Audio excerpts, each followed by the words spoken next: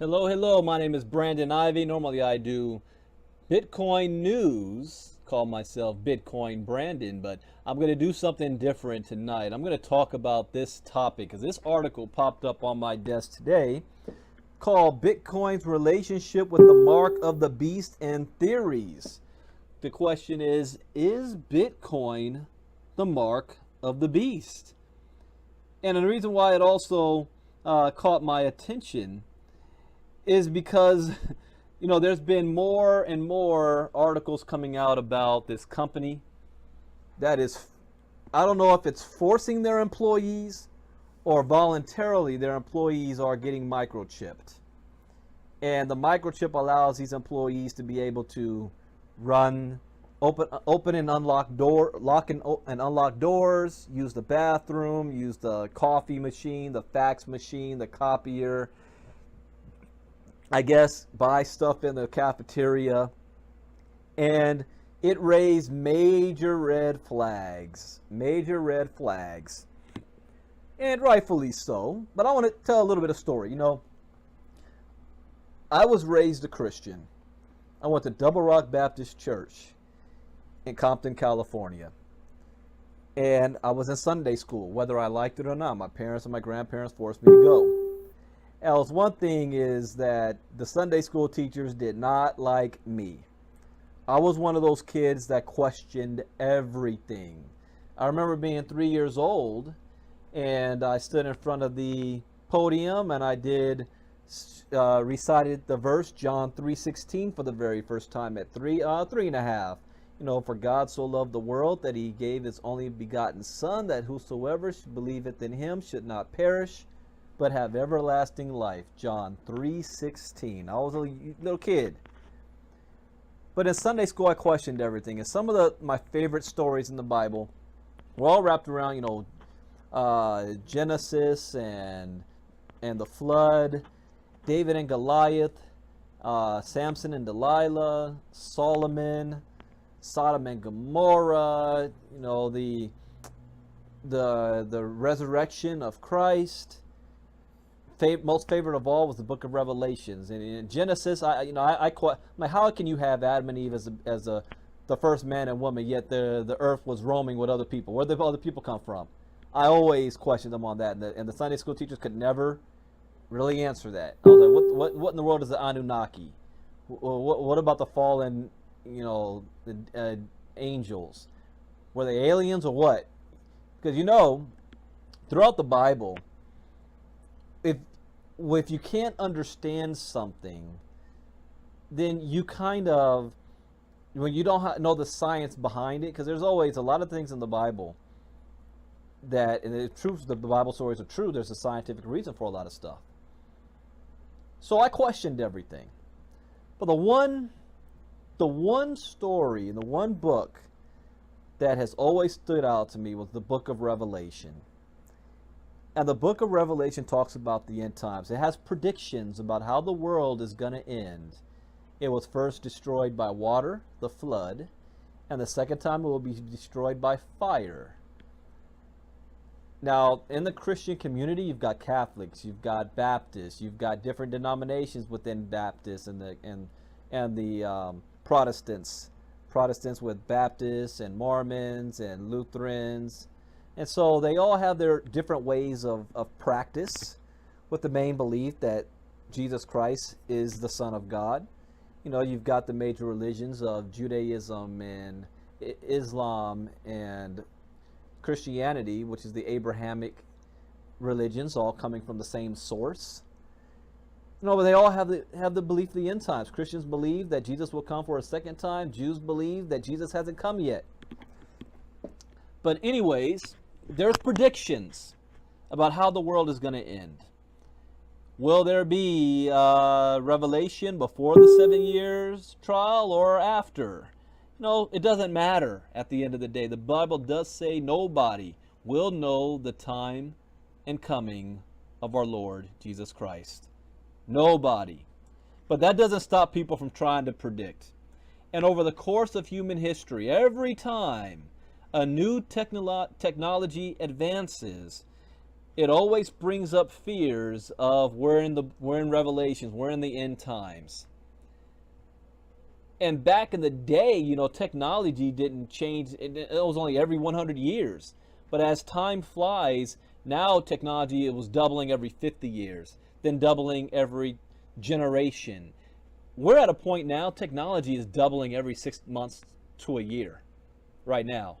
It is moving so fast, so rapid that we can't even keep up with it. I mean, just a little over 100 years ago, we were still riding horse and buggy, not cars, no airplanes. We weren't in space. So technology is moving so fast, it's hard to keep up. You also look at historical figures that have done some enormous things, from Mussolini to Napoleon to Hitler, that they were called the Antichrist. Even people called Obama the Antichrist. So what is the latest technology that's happening now?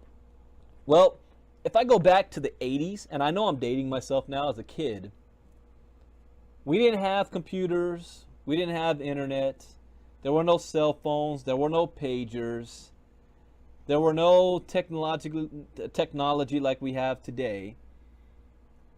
Yet, when I was a kid, and I'm only 41, I remember stories about the mark of the beast. That the 666 symbol.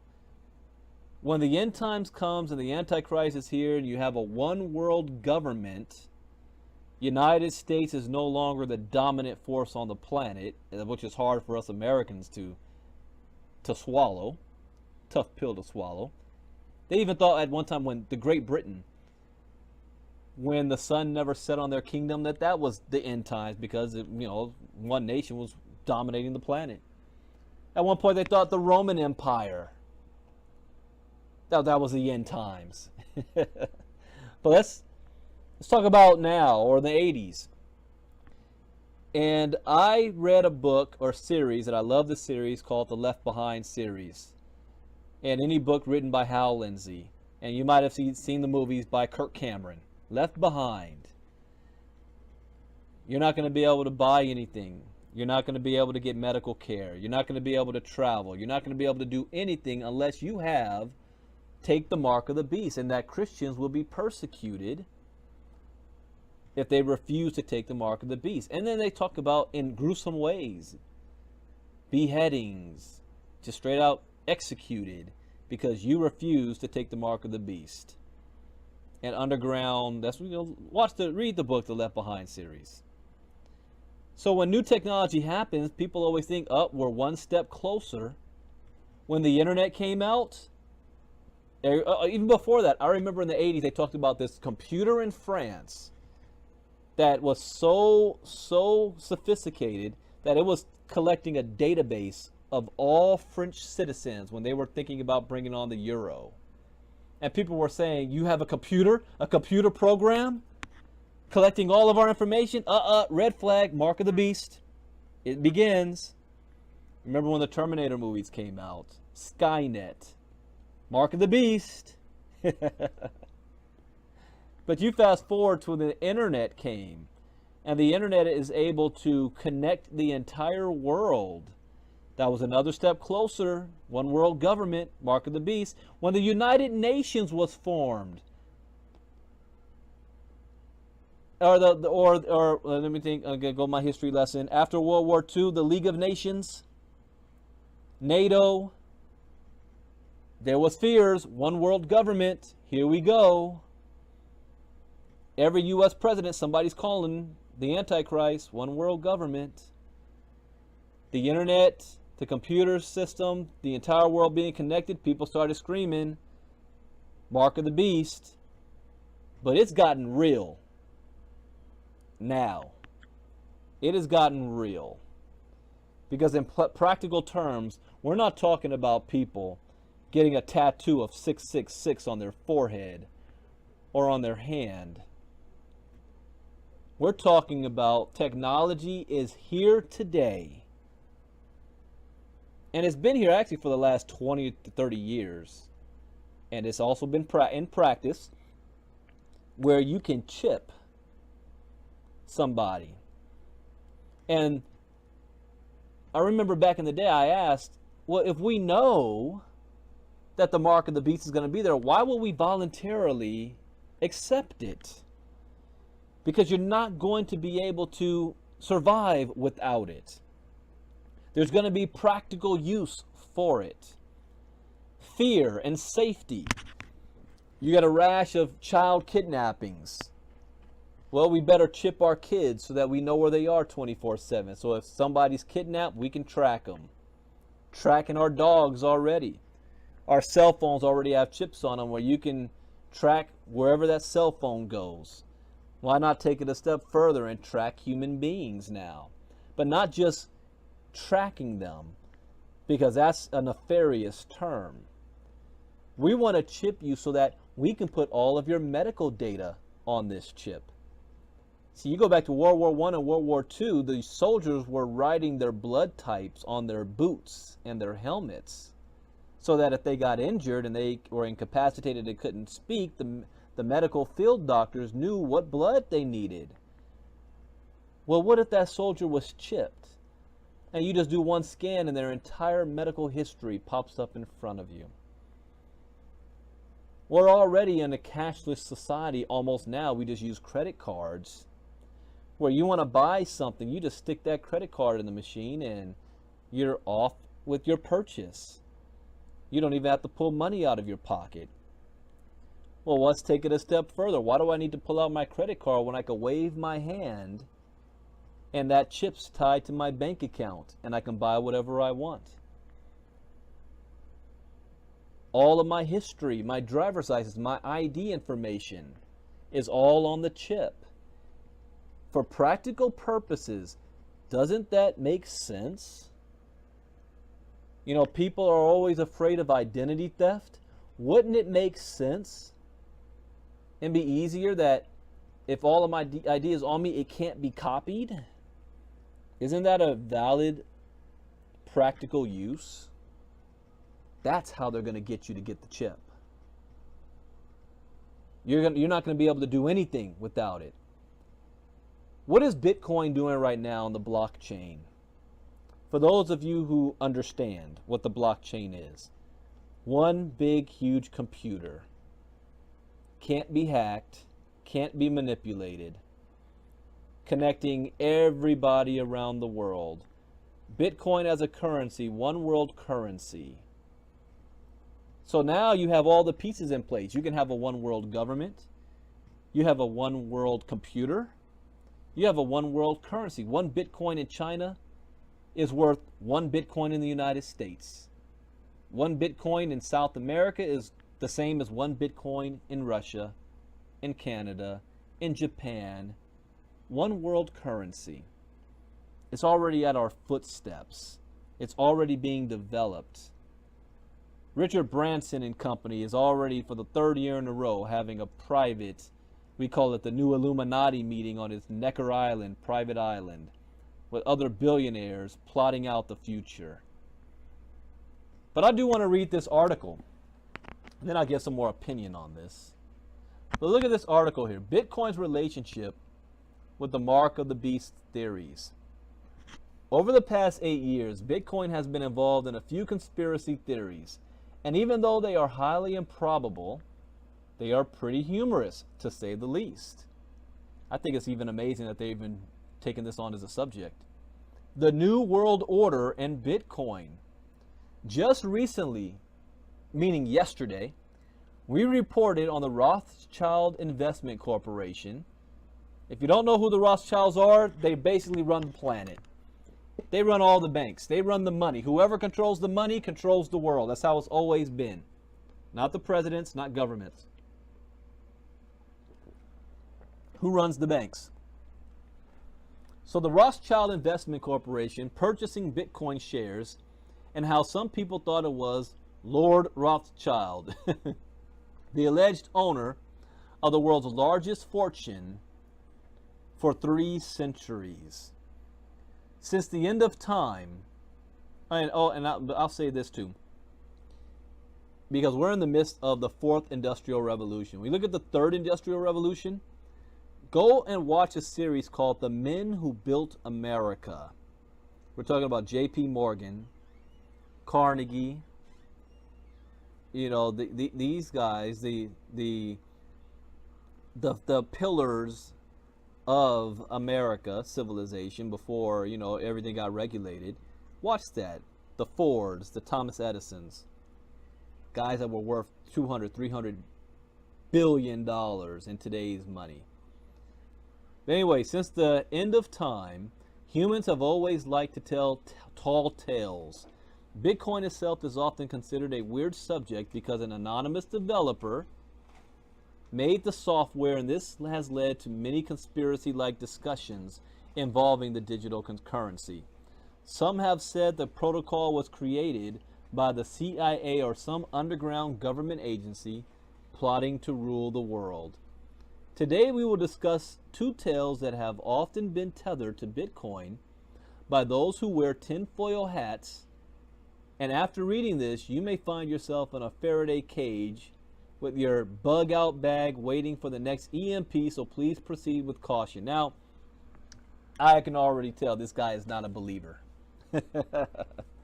This guy's not a believer, but it's caught enough attention that he's writing about it. But he's got to throw in there that if you believe any of this stuff, you obviously must be crazy. That's the one fault that these clowns have that don't understand. This ain't a game. Anyways, let's continue reading. The Mark of the Beast. This particular tale is tied to a religious belief based on the Christian book of Revelations, where Bitcoin could be considered the mark of the beast. Yes, there are a couple of random people on this earth who believe that the digital protocol may be the tool of the Antichrist that allows you to purchase food and survive under the devil's rule. The Illuminati has many tricks up their sleeve, and this one is fantastically clever. Here's the reason why I say this guy's a clown. And I like Bitcoin.com. He doesn't understand the history. He's looking at this as a tall tale. He doesn't understand that a lot of the stuff from Revelation has already come to pass, and that this technology is allowing the next things to come to pass. But I'll continue reading. The mark of the beast comes from a story in the Bible's New Testament in the book of Revelation, chapter 13. In that section, particularly 13:17, it says that people on earth will have to get a mark on their bodies in order to purchase living necessities. The mark is forced upon everyone from the great, the small, the poor, and the rich. Now, because society is gravitating toward a cashless society, some curious characters believe Bitcoin will be the notorious mark, and that no man might buy or sell save he had that mark, or the name of the beast, or the number of his name, explains Revelations 13:17. Now, when Revelations 13:17 was written, they had no concept of computers. They talk about Elijah and others, prophets who were able to see the future. If you have never seen a helicopter fly, if you have never seen an airplane, and all of a sudden you have visions of the future and you see one, how do you describe that? If you've never seen a computer and you see people going into stores and buying things with a card, with a little stick, how would you describe that in 5000 BC? That's what this guy doesn't understand, and which is what makes what's happening today so freaking relevant. They predicted this, and we're living in the end times. But let me read this verse again. Understand the power of this. Revelations chapter 13, verse 17. The great, the small, the poor, and the rich. People on earth will have to get a mark on their bodies in order to purchase living necessities, and that no man might buy or sell save he had that mark, or the name of the beast, or the number of his name. All right, so you might still be asking yourself, how the hell is Bitcoin associated with this mark? Well, more recently, the subject of biohacking and microchip implants have become a popular trend. Some people in this movement have installed chips into their hands with a Bitcoin wallet inside. Because Revelation states people will receive a mark in their right hand or in their foreheads, some consider this the missing link to Bitcoin and the mark. However, there are those in religious circles that think this theory of Bitcoin being the mark might be the opposite of what's really happening. The publication Christian Money says Bitcoin might be a way people can fight the beast. One of the key elements of the mark of the beast is to be able to prevent those that refuse to take the mark from buying and selling. Bitcoins are decentralized and prevent any such control, explains Christian Money. Oh, Christian Money's still missing the point.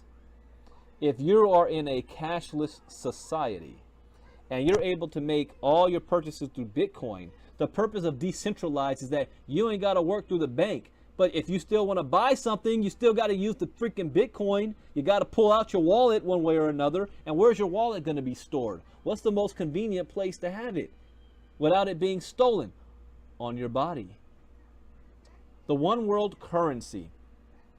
Another story conspiracy theorists have up their sleeves is the one world currency scheme. Another speculative theory thinks that the whole globe will share one single currency, likely owned by the Rothschilds and the Bilderberg Group. Now, this conjecture is again tied to the cashless society progression. And if you want to be even more clever, this theory can be related to the mark of the beast. The one world currency will be trackable, and everyone on the globe will likely be forced to use these funds. That's where Bitcoin comes in. And some speculators believe that because the blockchain is traceable and the technology is part of the cashless society paradigm shift, Bitcoin will be the one world currency. For instance, the website Occupy Corporatism believes this may be the case. The technocratic push towards cybercurrency or e-money is a march toward complete control over global currencies with the development of supporting technologies and the distribution of such that facilitate an online representation of money that can be used for exchange with another fiat system, explains Susan Purcell of Occupy Corporatism. The reason why conspiracy theorists believe a global currency is on its way is because many Keynesian economists have bolstered this idea over the years. Even John Maynard Keynes himself has been cited as a single world currency advocate. This school of economic thinking believes it would help the global economy and improve international trade. The introduction of the euro, a currency that covers many countries, was considered the beginning of this effort. However, in recent times, certain countries like Britain, for example, have distanced itself from the euro during the Brexit vote. As far as Bitcoin is concerned, becoming the world's reserve currency, some forecast it to be the 6th largest reserve currency by 2030. So to some of these theorists, Bitcoin is just another catalyst towards the cashless one world currency secretly crafted by the elite. In essence, any electronic currency is suspected for being part of the 1%'s plan to enslave the ordinary plebs of society. Even the other day on July 25, 2017, the publication Before It's News posted a report called The Globalist One World Currency Will Be Similar to Bitcoin. So these theories still run rampant. He says it's highly improbable Bitcoin will be a one world currency or the mark of the beast. Bitcoin is indeed a strange phenomenon filled with curious characters like Satoshi Nakamoto. However, it doesn't mean Bitcoin was created by the CIA, will be used for a one world currency, or even the mark of the beast. What do you think? Here's what I think. I think that technology ultimately is pushing us closer towards the end times. Do I think that this technology is evil? In and of itself, no. It's the use of technology that can be seen as evil. We're not going to stop technology. There's no need to be afraid of Bitcoin. There's no need to be afraid of people getting microchipped. It is just a natural projection of what I like to call the inevitable. You're not going to be able to stop. Now, I'm speaking to my Christian brethren. You're not going to be able to stop or prevent the events that's going to play out in the end times. All you can do is be aware of it and prepare for it. Meaning making sure that you have your life right with God. Making sure that your family is recognizing the signs of the times. It shouldn't be something that should be feared. It's already written. It's already going to come to pass. We are in a unique position, being alive in history at this time, to witness these things take place. Can you imagine somebody that was preaching fire and brimstone from the 20s being able to be alive today to see what we are experiencing right now? They would be blown away. So be excited to be alive, to witness how much technology is changing, how it's impacting our lives, and how we can use it for the better, for positive, to better humankind. And we become aware of those who use it to take advantage of us. But you're not going to be able to stop it. So it's okay. Bitcoin's not going to kill you. It's just going to make you aware. We are another step closer. Whether or not Bitcoin is that one world currency, or whether it is the Atari and ColecoVision, today's Nintendo, or today's PlayStation 4 and Jetbox and all that kind of stuff. I think it's just the beginning. We haven't seen nothing yet. I think that another currency or cryptocurrency is going to come out that's going to blow Bitcoin away. This is just the beginning. With that, don't be afraid. Enjoy the technology, but keep your eyes open and aware. Bitcoin Brandon, out.